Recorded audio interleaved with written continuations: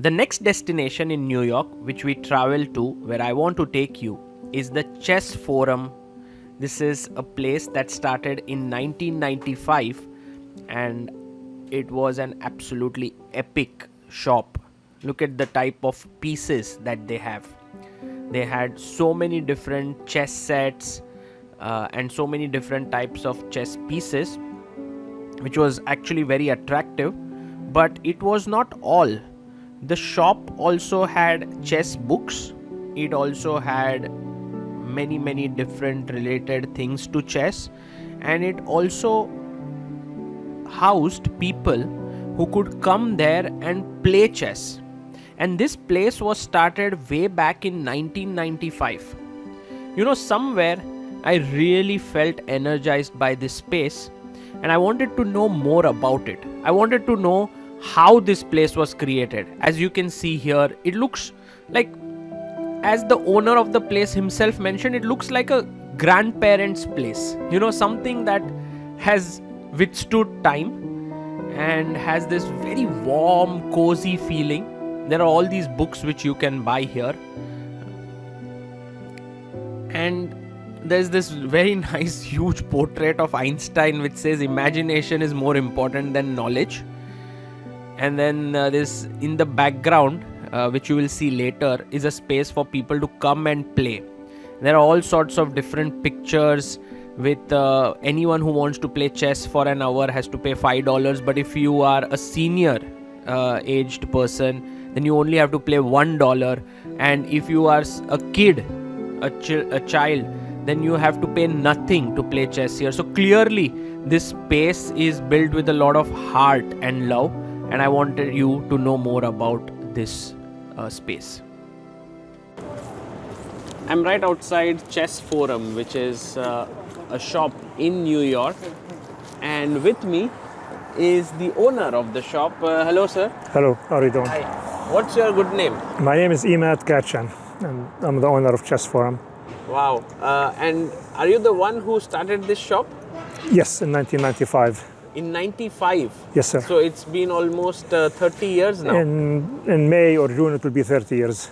Wow. We would love to go inside the shop, but could you tell us the story of how it began? Like, how did you decide to start this here? Well, there are two stories. First of all, on my watch, it was 1995. However, this place used to be the first place that was open to the public to play, was opened by Grandmaster Nicholas Rossolimo. The one who plays the Bishop b5 variation of the Sicilian. Okay. This is his place.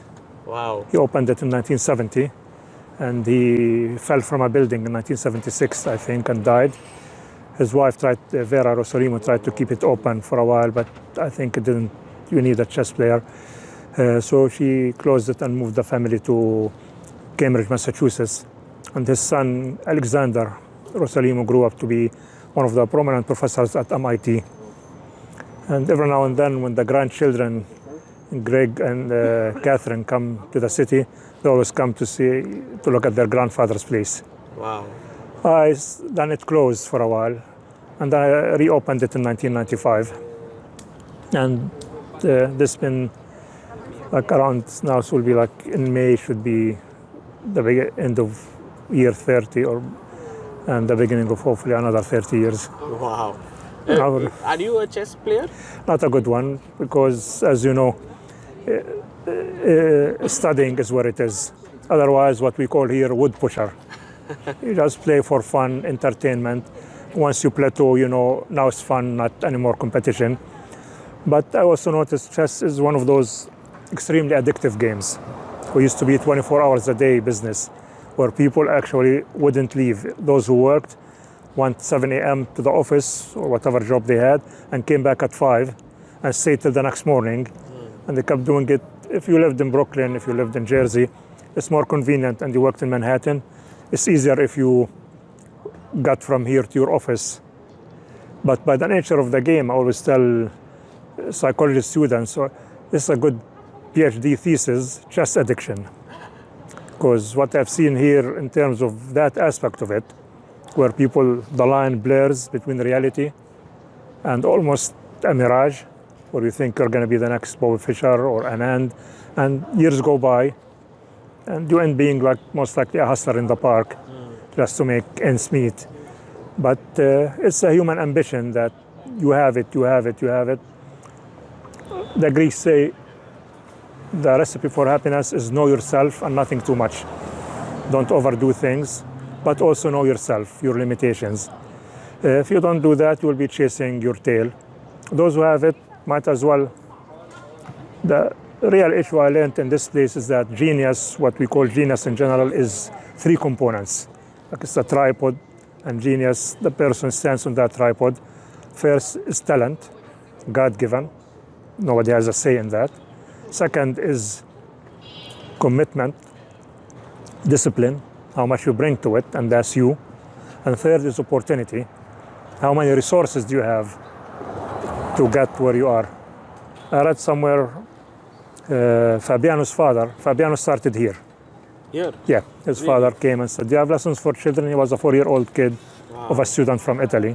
Really? So I called one of the local teachers, one of our players who also teaches chess and teaches piano, Rafael Dilugov, and he gave him his first lesson.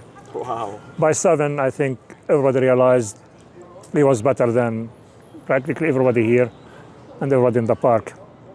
But when he started, he was like a tiny kid who sat on the phone book, the yellow pages, so he could reach the pieces. And you never know where the lightning strikes. Beautiful. However, his father said, I think, if I hope it's accurate, about $50,000 a year on chess. And that's the opportunity that, sadly, most kids don't have. That's why we made it here. Children play free classes, free books, whatever it is. So we don't, it's not just that child that loses or his family. The whole community, the whole society loses if you lose on a talent. This is amazing. Can we go inside and have a look at what you have built? You are welcome. Hi, guys, come in. Please to come in. Come in, please. Welcome to the forum. After you. Inside. And welcome to Chess Forum. Hi. And the first thing I noticed when I enter the shop is it has like some kind of an antique feel to it. You know, it's you kept the feel of like not 2024, but some like you go back in time. It feels. What I tell people, if you weren't here or born in 1995, you haven't missed anything. It's exactly what it was in 1995. But back then, it had a feel of a new place, and many people said, "Oh, this is too new." But blink, and it's 30 years. And it feels like a grandparent's home. And that's many people what they say, like they come in, they feel the carpets and music and warm at their grandparents' home. And it's a compliment, but it means you are also in the grandparent bracket, which if you never got married or had kids, you still hope that you'll be the father before you'll be a grandfather. But I was promoted not to a queen or a bishop or a king, to a grandfather status, which is all good. But the place becomes, if you are not nature of small businesses, the business is the wife. True. And your clients are the children, even if they are much older than you. That's amazing. That's wonderful to see your dedication. If we look here, there are some chess sets here. I want to start you Yes, please. At the beginning. Okay. Right. This is the man who opened it, 1970.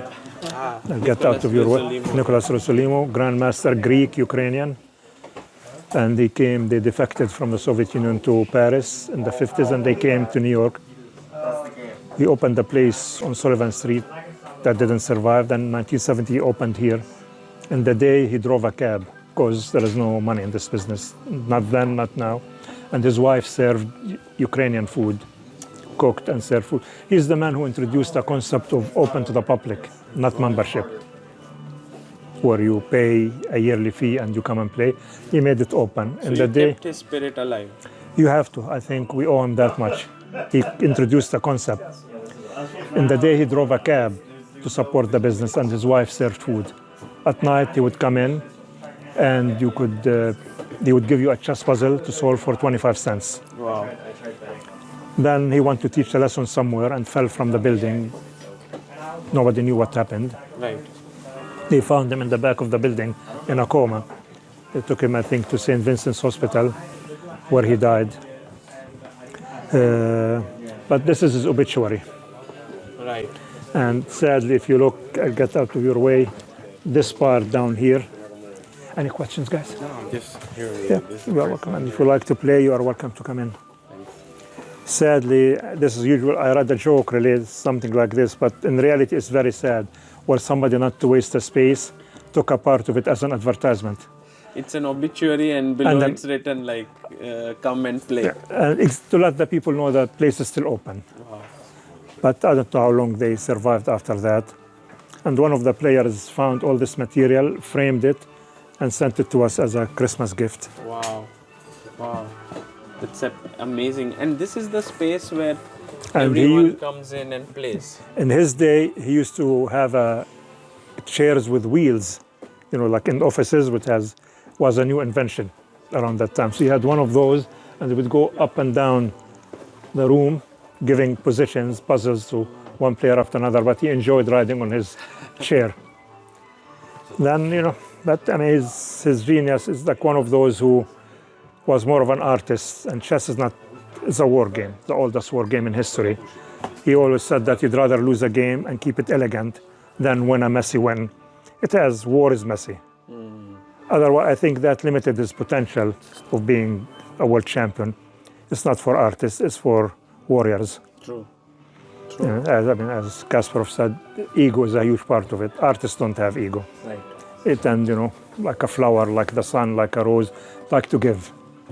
They don't charge. They just appreciate the aesthetic. That's not a fighting spirit, but it's a beautiful spirit. It's a wonderful spirit. And there are all these... And Fischer used to come and play him here all the time. Really? Yeah. And there was a letter of condolences to Mrs. Rosolimo hanging on the wall that they took when they moved from Fischer after Mr. Rosolimo died. Oh. So Fischer used to come here And play. Because we went Because to the his friend- Marshall Chess yeah. Club nearby. He used to play there as Yeah. well. And he used to play in the park. He used to play in Brooklyn on Bronx parks. Also, Fischer's second, basically towards the end of his life, Mr. Lombardi, William Lombardi, towards the last few years of his life, he lived here. We still have a bag of his belongings, nothing like anything special, but he left it behind and moved eventually to San Francisco, where he passed away. So when you started this at 95, your aim was to start a place where people could come and play? Yeah, Or was same it to make a shop where you could sell chess boards and... I think this part of New York and this kind of setting, it has to go together. The only difference from Rosolimo's times is that there were more variety of sets, so I didn't have to drive a cab. Otherwise, you need to support a business like this, which it's not extremely, it's a subculture that wasn't popular and still not popular. I always said that once you have cheerleaders in chess, maybe it will become popular. But it's basically watching grass grow. And the real issue is, no matter how good you are, if you are watching like a world championship, unless you are close to that level, you don't understand what's happening. It's all guess game, not knowledge. So there are they made the game shorter from open-ended world championship to 10 hours. But it's a 10-hour game. There is no advertising, there is no money, there is no celebrity status, there is no coverage. And in a way, I have to be honest with you, I prefer it that way. It's for the man of thought, the woman of thought, the intellectual in a practical way.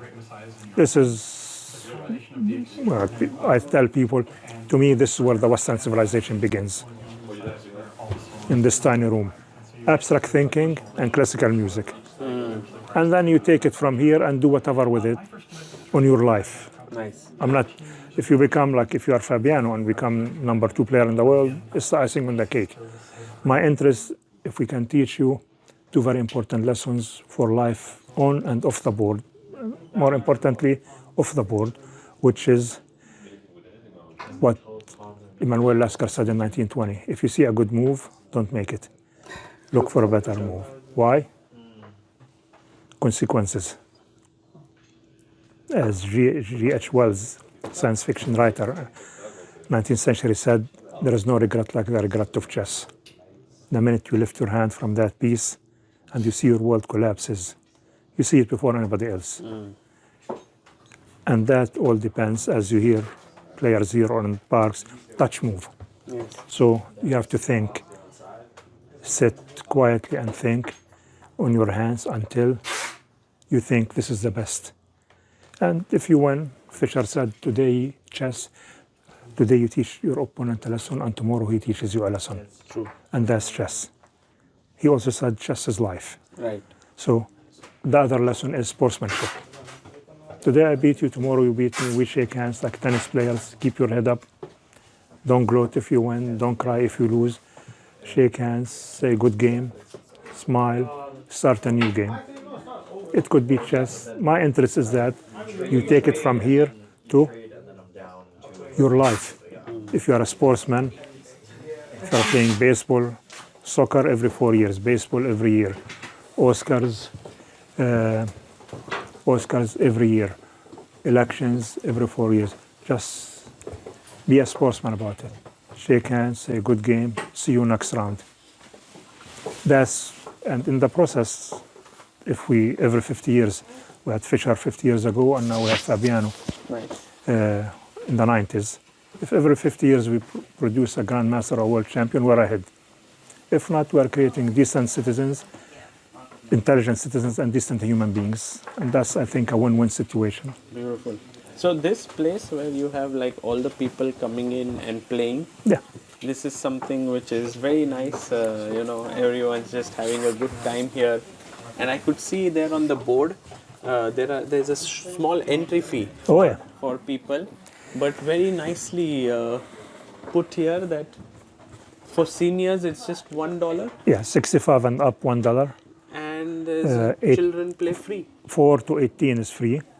Wow. And in between 5, it used to be like $1. Then once we started having an issue with people who come for gambling purposes, the only way to change the situation is to say, okay, if you are here waiting for some sort of what they call a fish, somebody to prey on, then pay $5. They made their math and found it's not worth it.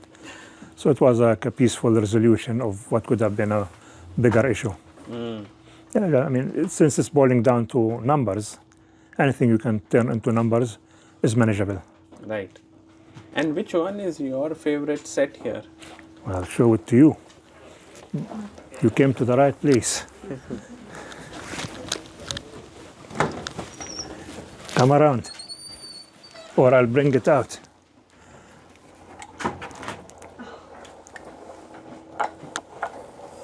And this is my favorite.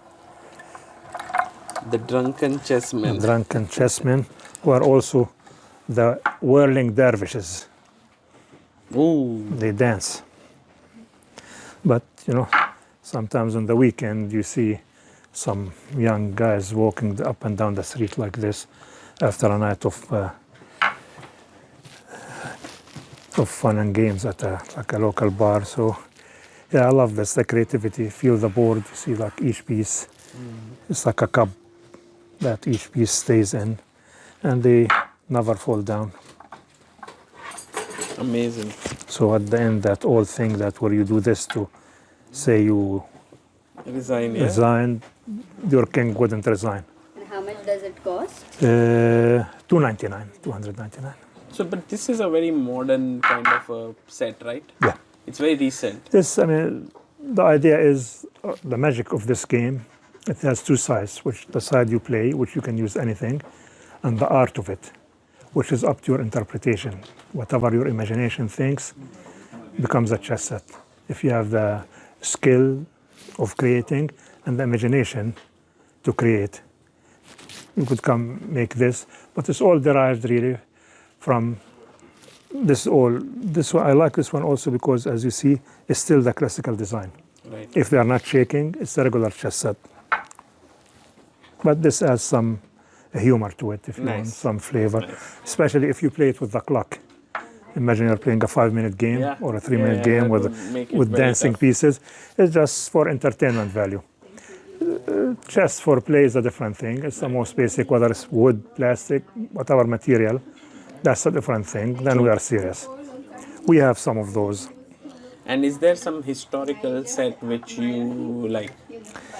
We have a replica of a historical set, which is the one right next to it, by a Japanese-American artist called Isamu Noguchi. He designed it in the 1940s for an art show where they asked famous artists to design their old chess set, and he designed this one. And now they're reproducing it. Look at the white and black squares. There are no, It's just a dot. just a dot, and no black square. That's maybe this point. Or Nice. And why are the leaves here? these I collect as a so since what do you call that Thanksgiving or the fall season, as a reminder of the end of another year. These, that's I think these are. Here I'll bring it so you can see it. It's a lesson in humility. That one day you are on top of the tree, and the next thing you are between the feet of people passing by not noticing you. But one day you had a season from April to October when you are high in the sky. But nobody stays high in the sky forever. But it reminds me, really, like each leaf I think could be a human being.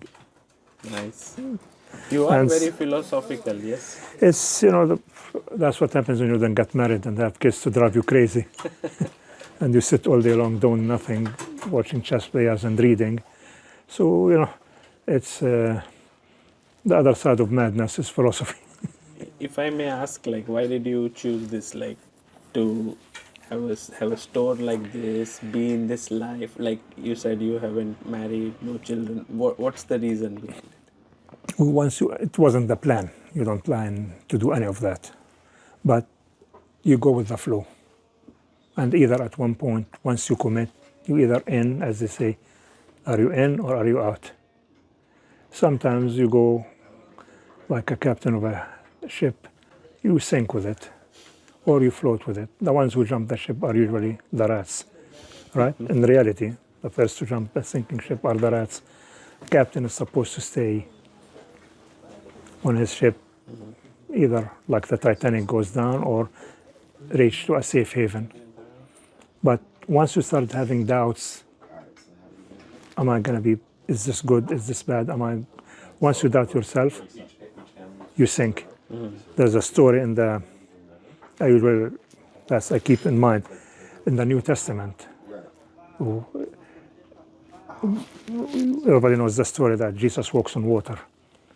And one of his disciples, Peter, says, can I do that also? And Jesus says, yes, if you believe that you can do it, you will.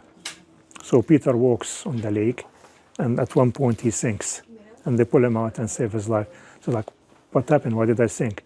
And Jesus said, the second you doubted, that fear got into your heart, this is not normal.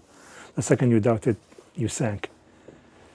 And to me, the lesson is the second you doubt what you are doing, you sink. So you never doubted what you You don't have that luxury. Doubt is a luxury.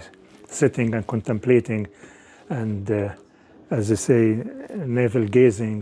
This is, especially in a system where there is no support system that would say, you know what, we give you this amount to keep it going. It's you. So that becomes a luxury you cannot afford.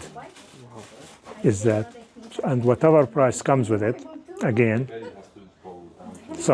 and that's why most small businesses close, because they have family, they have kids. They don't have this luxury to say, I'm gonna sink with the ship. They have mouths to feed. It's very realistic. In the age of the internet and super size and everything comes to your door. If you have kids, if I had mouths to feed, I couldn't be doing this. But in a way, you did sustain, and was the shop ever in trouble? Well, after the economy collapsed in 2008, we were in big trouble.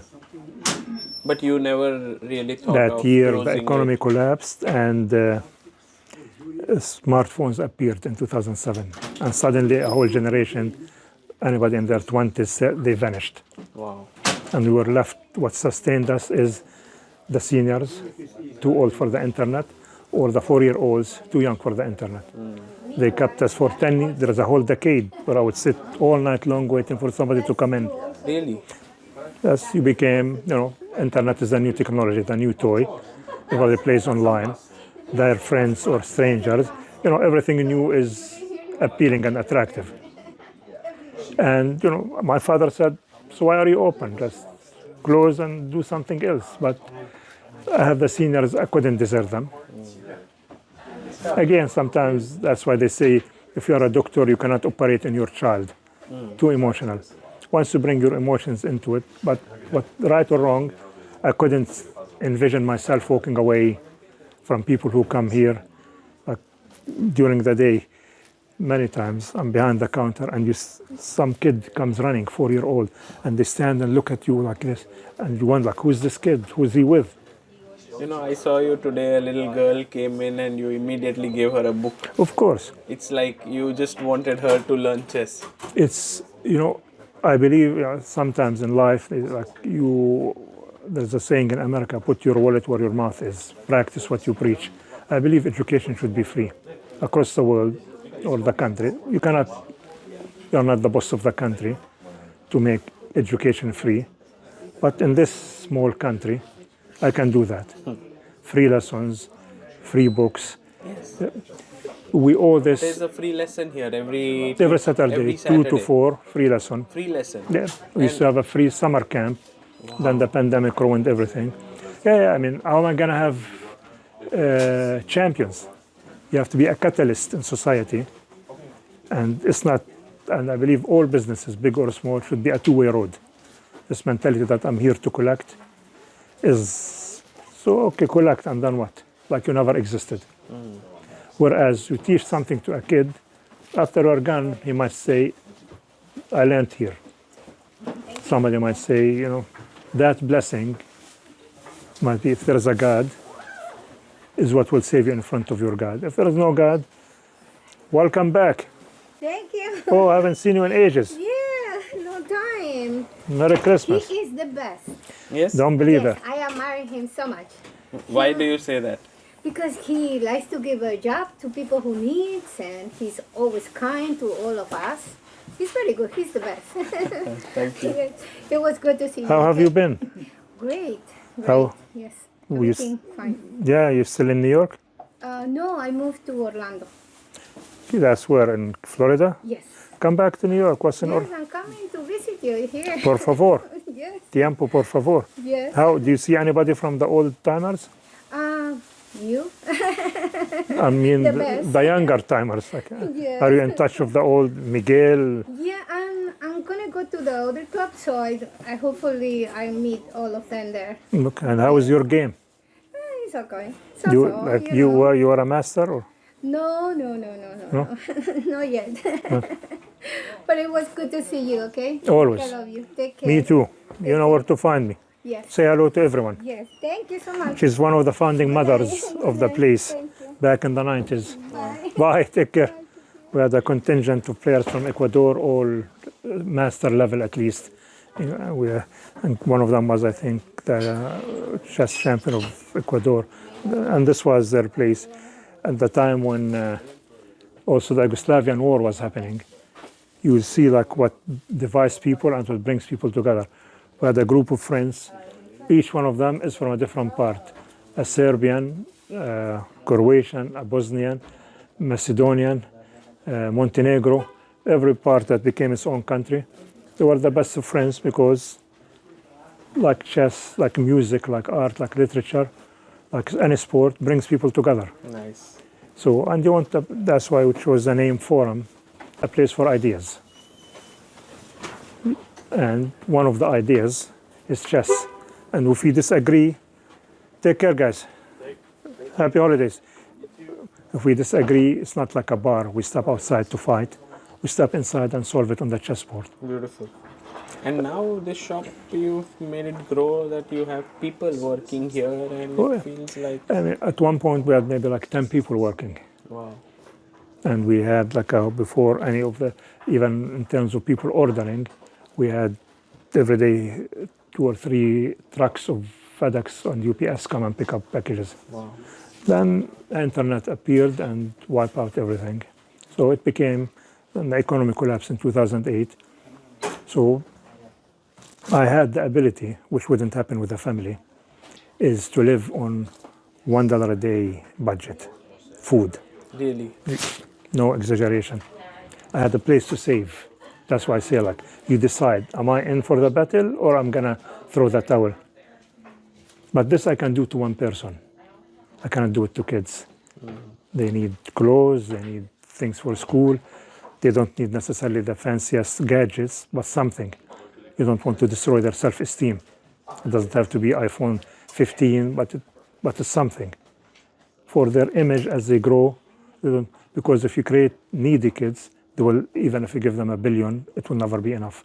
Right. At the very important age, let's say from 1 to 10, or they need to feel okay, taken care of.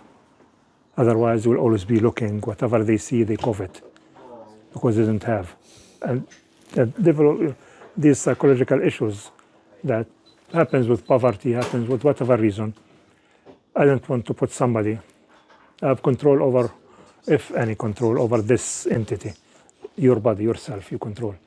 To bring it to other people, and people say, oh, but the wife would work. I think the wife working is her option, her choice. Because also being a mother is the most important job in history. So if you are a man, you supply for your family. Don't make a plan B relying on, no, you take care of your family. That's how it works. So for this, I could eat $1 a day. 99 slices of pizza, from mostly Bangladeshi places, good enough, not the healthiest. And But after the pandemic, do you think that chess has picked up here because of, let's say, people say this Queen's Gambit and all of it? I mean, it's really, and that's the thing I say about staying with it. See, 2008, the economic collapse. 2012, there was a hurricane. There was no electricity for like almost 2 to 3 weeks in the whole city, or half of the city. That's 2012. Fast forward 2019, the pandemic came. That was the final, basically the straw that would break many camels' backs. But you did not give up. Because if you stay with it, you never know where your next exit comes from. And what happened, I think October 25 or 26, 2020, I thought we were done. We'll be closed over a year. Nothing, no sales, no no play, nothing. But stay with it, and somewhere like you see in the movies, and then the hero gets somebody who pushes.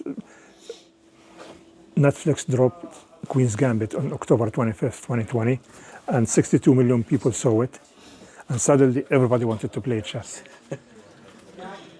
And this shop became And again. I don't know what was happening with the big size. Everybody remembered this little guy. And we were shipping and delivering no sleep, No, really? no sleep. I remember talking to my brother on the phone around Christmas, saying Merry Christmas, and I'm mentally realizing he's saying something, asking something, and I'm answering something totally unrelated. I'm hallucinating for lack of sleep, and I'm aware of it. And at the time, even there were no subways after, I think, 10 or 12 or midnight. So we deliver uptown, let's say, after we close by train and come back walking. But it would be like you deliver Upper West Side and all the way Liberty Park, all the way downtown. In every part, and nobody wanted to see you. Everybody says, you knock at the door, leave it outside, please. Nobody wanted to get close to somebody. But for whatever reason, it saved us. It wasn't in the plans or in the cards. Some life sends you something.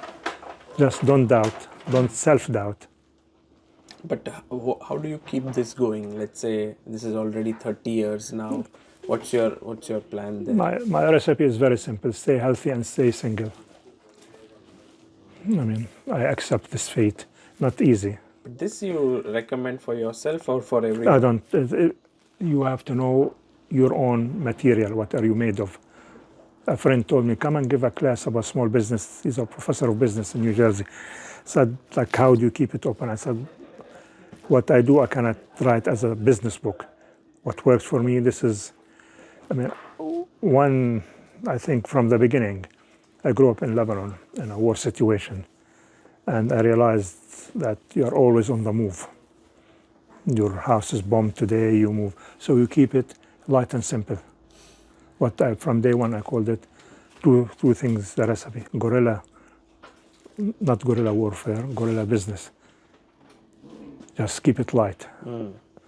I studied English literature, and early on they teach you how England rose as a naval power.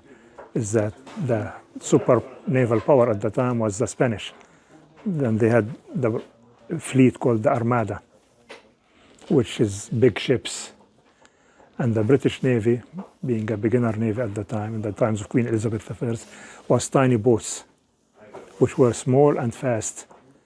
So we're moving around the huge Spanish ships that had a hard time turning, like an 18-wheeler, as opposed to a small ship from every side turning and hitting. And they destroyed the Armada, and as they taught us in high school, and England became the mistress of the seas. So keeping it light, keeping it fast. And at that time it worked because the economy was so good that the real issue really is low profit margin. I operated on that volume more than, but continuous. So I cannot imagine you sort of charging very high amounts. But it always to me was, so you have this sort of the war strategy, but the bigger strategy is what I call business with a heart, which practically is better in your apartment, the chess set, than on a shelf collecting dust. It's less money for me. I'm happy. It's my nature. You have it in your house. You are happy. And the supplier can make new ones, so he's happy. One of the suppliers said, you go through chess sets like water, because I'm not making a huge margin. I'm happy that you walk out happy with a smile on your face. I can imagine you going playing with your friends, with your kids. That's part of it. Beautiful. And I'm now part of your life because you have this at your house. Somehow we are part of your story. But when the economy collapsed, there was no fat on that meat. They say in the winter we eat more, so we develop a layer of fat that makes us warm. Once the economy stopped, there was nothing I could fall back on, except the smart thing I did. Whatever I made, I bought stuff with merchandise. So there was no cash, but there was stock, which carried us through the really, really tough years. My father said, I said, it's going to be ending in a year or two. He said, no, he heard an interview with the BBC where they said it's going to be till 2020. It was, what we heard here was, they don't want to call it depression for psychological reasons and for historical reasons, so they call it the Great Recession. It was a depression. It's like really devastating. Really, Ralph Ellison, I think, a writer, maybe in his book, Invisible Man, he says poverty is very expensive. Once you couldn't afford to eat fresh fruits and vegetables, and you eat the cheap stuff. In the beginning, another option of food, I would buy a box of eggs, 18 eggs, $4.59. So let's say $5, eat 2 eggs a day. So divide 18, so I would eat a week with $5. But what was the result? Extremely high, what do you call that, what eggs cause, cholesterol. See, if I was eating healthy, I wouldn't be raising my cholesterol. But I have a business to save. I have people who come in, people who really like this kid who comes running and looks at you like this, and you say, who is this kid? Then his parents come in. And once he sees the flag from the corner, he recognizes the place. And he comes running as you used to go running to your grandparents' house. And they don't know what to say, so they stand and look at you. Right. Till their parents come in and say, oh, we are here to play. But he's running with, and the scary thing for me is to think, God forbid, of the day the kid comes running and is closed.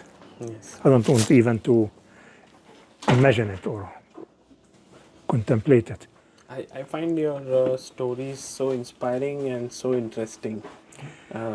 It's just amazing how you've kept this going. I think it's an American story.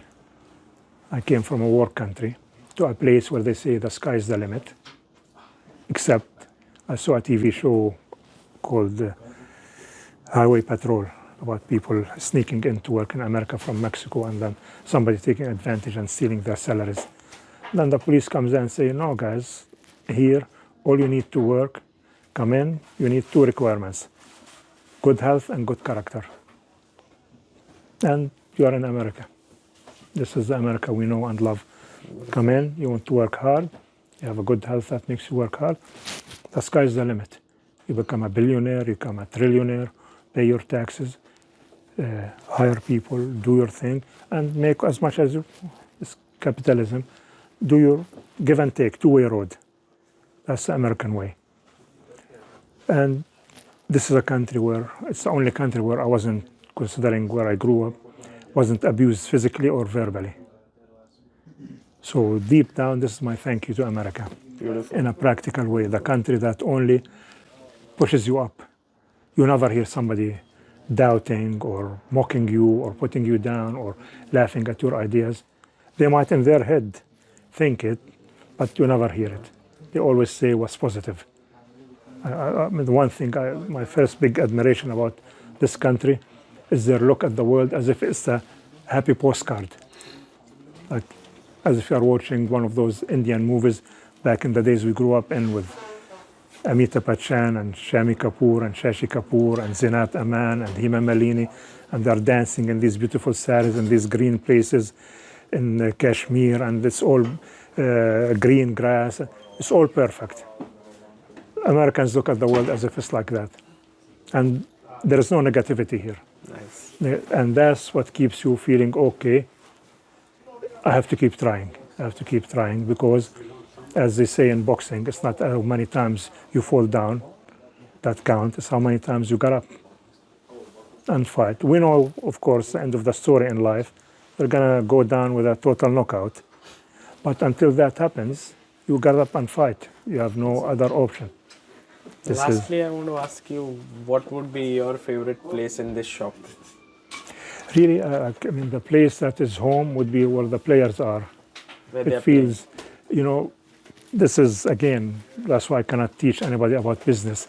When you mix images and, you know, signs and symbols, like almost in a superstitious way, it's not what you teach or learn in business school. But the first thing that caught my attention, what I thought is a sign, is that the shape of the place. I didn't know Rosalimo was here. The players later came in, who were teenagers back then. When this place opened, they told me all of these facts. I didn't know any of that.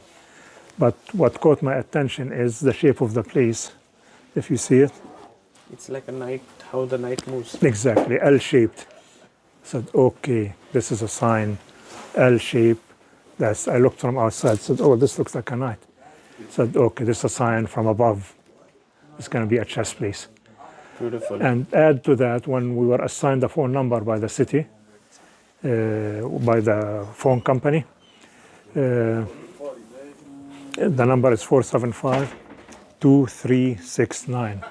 Another L-shaped on the phone. So that's it. It's a sign from God. It's a, you know, little signs when you are doubting or when you are like not knowing what you are doing, and little things come here, symbols.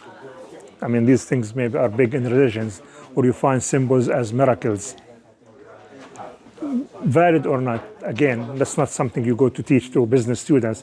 If you get like a sign from heaven, I think we are done with that era. Now we rely on prospectus, on science, on studying all kinds of factors before deciding what to do as a business.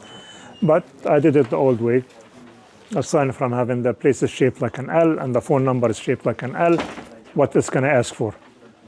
Except the mistake that most businesses fall in, they think, including the minute you open those doors, people will be running in. That takes years. That's what breaks your back in the beginning. Becoming a part of people's lives, that not they come to you, their feet take them to you. They just close their eyes and they become a staple. And that It's called the staying power. For you to stay, according to Harvard back in the day, it used to be business school at Harvard, 2 years. If you make it 2 years, you made it. By my time in the mid-90s, they updated it to 5 years. I would say 95, yeah, I would say till around 2001.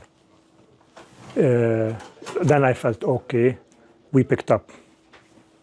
We had a few years, but we're still new, building a place, buying things. So then the economy collapsed a few years later. And after that, it's just rebuilding. You just keep, it ends being, I don't know what's the world economy or what's happening, that continuity, that is essential. That's what would lead to having a family, to having kids, to having marriage. There's a continuity, as opposed to back to the drawing board, back to square one. You keep starting all over again. And that's up to you. Most people decide to walk away. I decided to stay with it, for better or for worse. I think for better. And congratulations for Thank doing you. that, I mean, for that, because of your grit and determination. I'll tell you one thing important also, that a motivation. One of the players years ago said, if you close, we open New Year's Eve, Christmas Day, New Year's Day, Thanksgiving, all the holidays. Years ago, which was eye-opening for me, things you don't know. One of the players said, if you close at Thanksgiving, I'm going to kill myself. Wow. And you know, holidays tend to be the highest suicide rates because it's the loneliest time. Everybody goes to their family. And where is your family? If your family here, big cities, you know, that tend to be lonely. Beautiful. So this becomes the family. If you take that away even for a day, people will question themselves and their choices in life. And that might not end happily. So Thanksgiving, we buy some turkey sandwiches, tea, wine. We sit here. Mantasel is free. That day it's not even $1, just family time. Nice. Same thing 2 days from now, Christmas, free for anyone. You come in, the whole city is closed, and you need an oasis to hang out in so you don't feel alone. So come eat, cake, sandwiches, wine, and go home. And because a lot of it is socializing. People come like a community club to socialize, and chess is one aspect of the socialization. You cannot take that away from people. Sometimes you have kids, or they want to film for a couple of hours. Everybody out, free of charge. So I noticed that the players the seniors who are expected to have a seat here for an hour or so. I saw one of them walk around himself in circles, did not know what to do with himself, because he had this time devoted to be here, hanging out, talking, playing, whatever it is. And then you take that away from them, they don't have a plan B. I don't have the heart to do this to anybody, whether it's a kid, but especially if it's an older person. So we keep it open all day long. Wonderful. And I think, like in this life, you have to have the faith that, I mean, it exists in many cultures, especially in India. The term everybody uses, karma. You have to believe in it for it to happen. But don't worry. Do your part, give, and don't wait for the getting back. It's coming, not when you expect it, when you least expect it. God is not an ATM machine. You stick a card in it. No, go help your fellow homeless guy in the street with a dime, with $1, with a smile, with a, how are you doing? And go about your daily life. When you least expect it, like what happened to me, when I did it, I cannot afford to doubt like Peter did. When you least expect it, it happens. It could be somebody helping you financially or somebody giving you the Queen's Gambit. I didn't expect or know about any of that. And oddly enough, the Queen's Gambit, when he first moved to New York from Australia, Heath Ledger spent a lot of time here. He was a 20-year-old something, young kid coming. He used to be a young chess champion in his neighborhood in Australia. And you come to New York, where do you hang out? You are young with no money, the $1 place. And he was going to make the Queen's Gambit into a movie. He had the rights, and they were about to start filming. And one of his friends told me it was going to be much darker, relating to like, addiction and between both demons of chess and drugs. So it was a darker plot. Then sadly he passed away, and Netflix bought the rights and made the TV show. But there was a chance it would have been a movie. And as we know, nobody watches chess movies, especially chess players. Right. They argue about them more than they watch them. But thank you for giving this It's tour, and thank you for such a talking pleasure. about this. It was wonderful. It's such a pleasure. Hopefully, we wish you the best in what you do in India. Congratulations on the world champion from India. Thank you. And pray for us that we keep doing this for its own sake. Absolutely. Nothing. We want nothing.